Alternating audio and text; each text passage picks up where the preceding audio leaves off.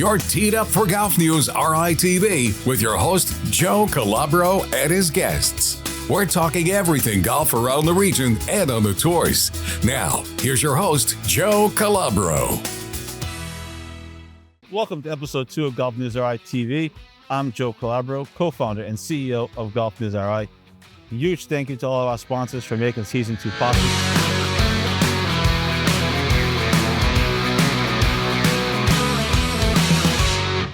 Hope everyone enjoyed episode 1, which was done at Buttonhole. Great place to be. Of course, everyone has hit balls at Buttonhole before, and it's great to be there, so thank you to them.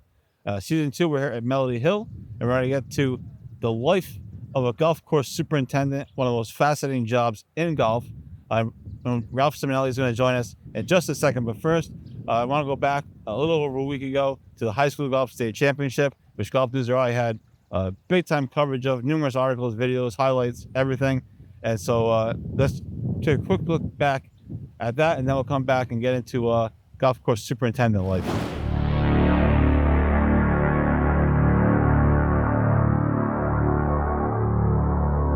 But I just told myself to stay calm and take it one shot at a time because I didn't want to get too ahead of myself. In golf, anything can happen. So I wanted to put up a good score, obviously for me, but also for my team. I'm glad that I was able to get it done today.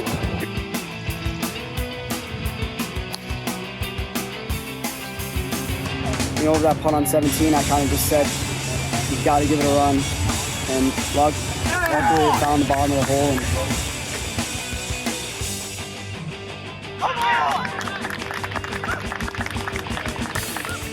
Coach told me just to lay it up in that little grass area and just get up and down for birdie. And, he was right. Probably a good idea not to go for it there. And I was super stressed today. I didn't play well yesterday. And I kind of just came in today just knowing play some good golf and you're going to have a chance. And, I battled, and I got it done. It's great. The kids worked really hard. They, bonded all throughout the year. They really had to grind for this one this year. All the teams played great. Moses Brown, Powell, East Greenwich, Barrington. I mean, it was a dogfight all the way through. So this one means a lot. It's great to actually pull it off. All right, big congrats to LaSalle Academy, who four-peated. Also, congrats to the boys' individual champion, Drew McLeod from LaSalle, and the girls' individual champion, Adriana Eaton from Moses Brown, who opened up with a first-round 66. Might be among the lowest scores in the history of the tournament. So, impressive stuff. We're here at Melody Hill today. We're joined by Ralph Simonelli. Oh, Ralph, thanks so much for coming thanks, Joe. Thanks, Joe, for having me. Yeah. Golf course superintendent here. When did it start? How did you get into this business? How do you get into this business? And kind of talk about a little bit about your career, then we'll get into the specifics of kind of Melody Hill and the job. Sure. Yeah, thank you. Thanks for having me. My career started back in 1993. I actually wasn't planning on getting into the golf business. I was going to school at the time for financial accounting at Rhode Island College.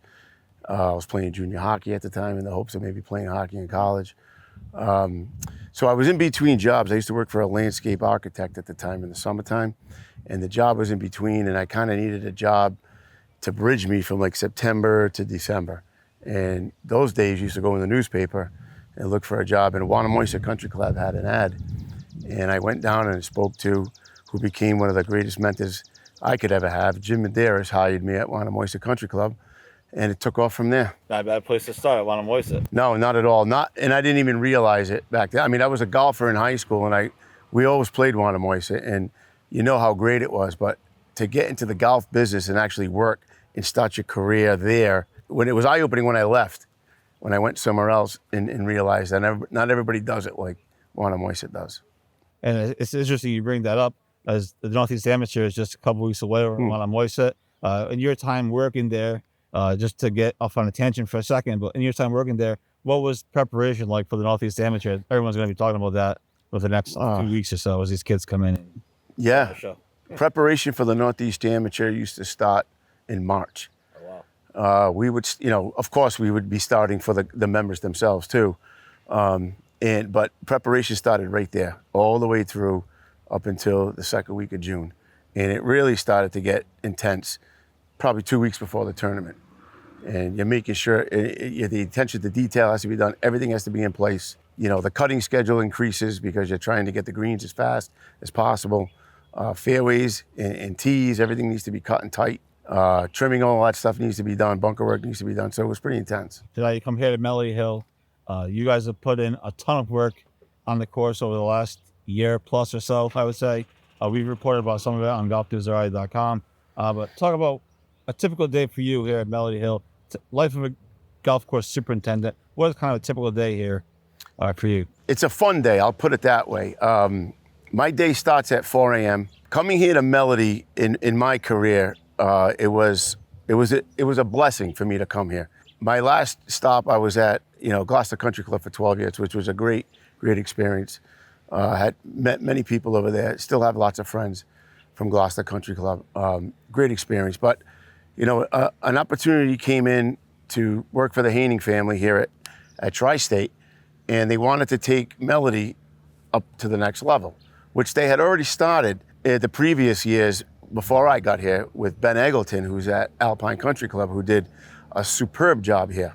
And I came in and basically took his lead from what he had done and just started to take it to the next level as far as green conditions, bunker conditions like we talked about, health of the fairways and things like that. Just trying to give people that come here that are paying good money a good golf experience. Yeah, it's so interesting, the golf course superintendent job.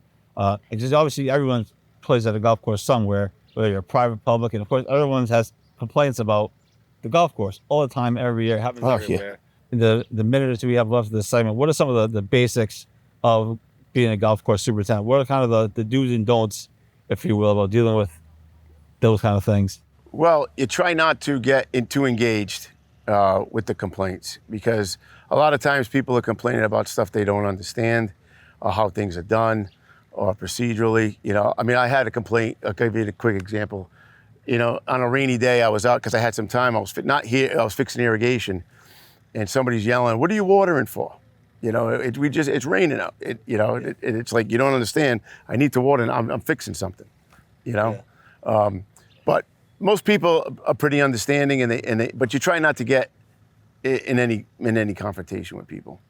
Awesome. Well, next up on GolfNewsRI TV, you're going to take us on the course. We're going to go on the course with Ralph Simonelli. He's going to show us a few cool things, show us kind of what he does and what he looks for in bunkers, on greens, and various other places. This is GolfNewsRI TV. We'll be right back.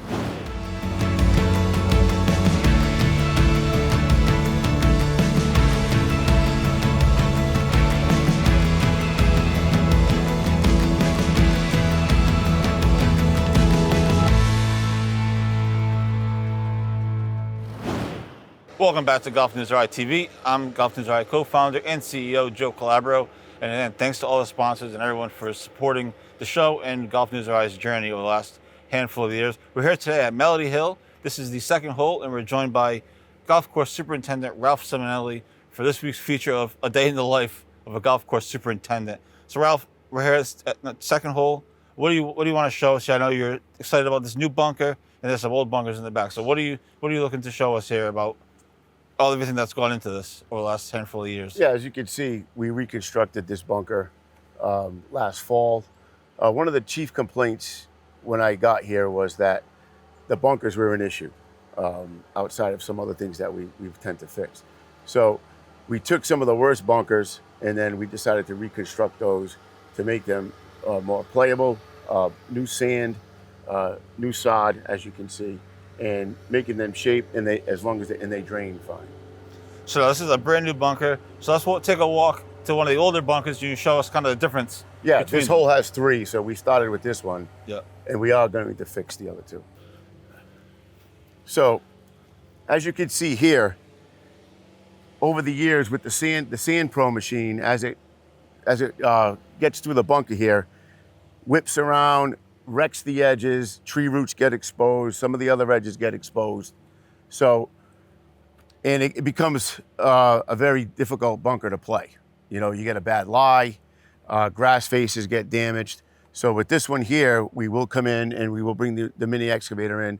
We will shape this, we will recut the edge, probably make it a little bit smaller. As you saw at the first bunker, that wasn't as big as it, that was a little bit smaller. We made it smaller. Take the grass faces, roll them down, take all the sand out and replace it with new sand. If drainage is needed, we'll add the drainage so it doesn't collect water. And how long approximately will that process take? Obviously, days, weeks. No, it takes about, you know, if I was on it 8 hours per day, it'll probably take about 4 days to do one complete soup to nuts. So there you go. Now, when you go to your course and you see the bunkers, you know what the fixes are and you know how much work is going to go into it. Let's move on to the next hole.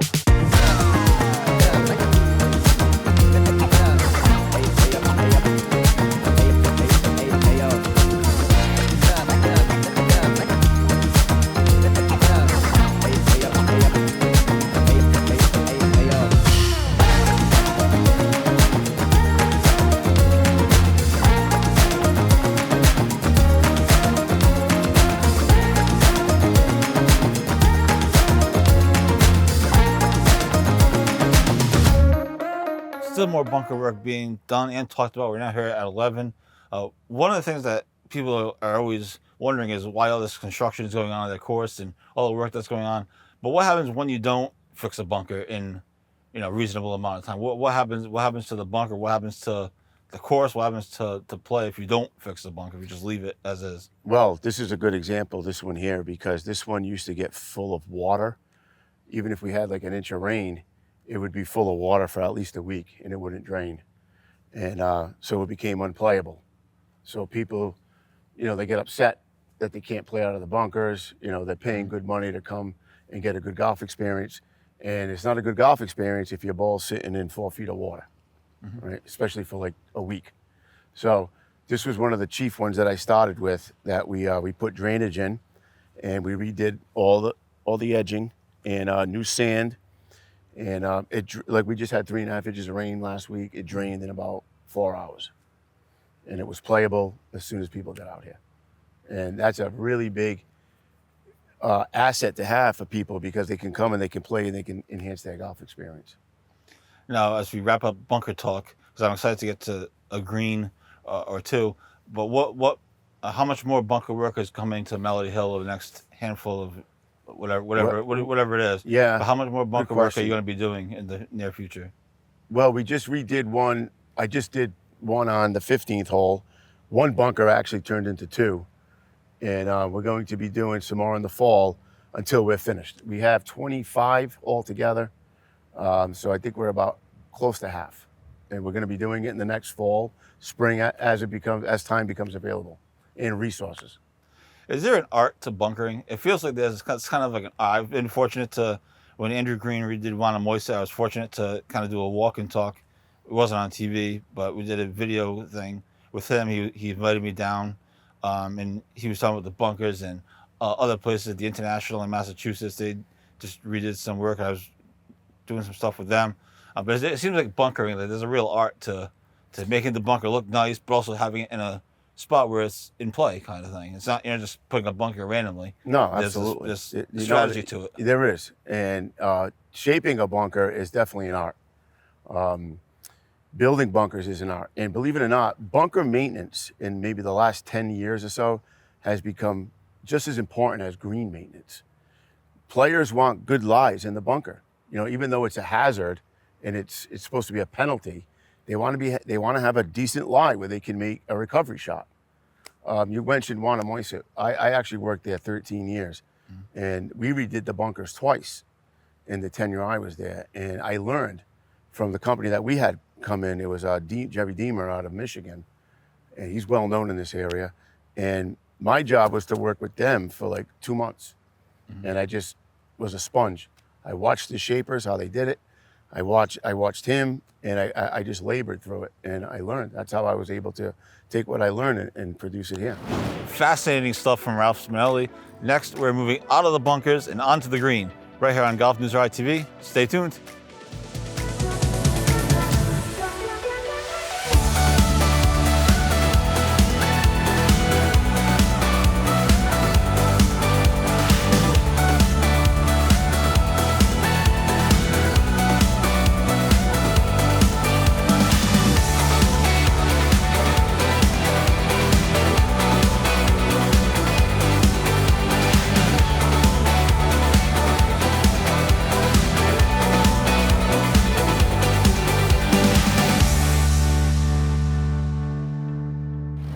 Welcome back to GolfNewsRI TV. I'm Joe Calabro. Thanks to everyone for tuning in. Here with Ralph Simonelli today for taking us inside the life of a golf course superintendent here at Melody Hill. And we're on the 12th green now.